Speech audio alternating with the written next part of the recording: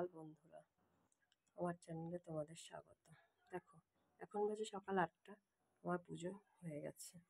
তো দেখো, আগে তো একভাবে ঠাকুর রেখেছিলাম এখানে, যেহেতু ছোট্ট জায়গা। তো ঠাকুরটাকে দেখো, গোপালটাকে এভাবে বসিয়েছি। কী করব, যখন যেমন তখন সেরকমভাবেই করতে হবে। ইচ্ছা তো করে অনেক কিছু, কিন্তু সেটা তো হয়ে ওঠে না। তো কোনো রকমভাবে সিংহাসনটাকে পাতিয়েছি। দেখো, এই যে লক্ষ্মী ঠাকুরকে এখানে বসিয়েছি।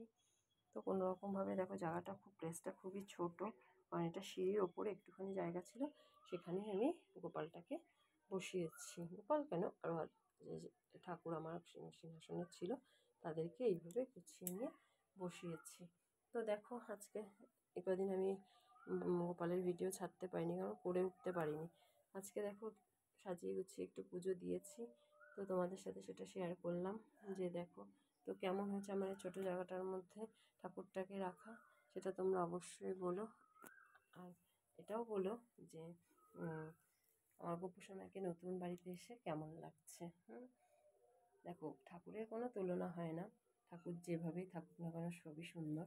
কিন্তু তাহলেও কি, যে আমার মানে গোছানোতে কেমন লাগছে, আমি যেভাবে আর কি দিই, তাতে কেমন লাগছে প্লিজ তোমরা একটু কমেন্টে জানিও, ঠিক আছে? চলো, টাটা, বাই বাই। এখন চা করতে যাবো।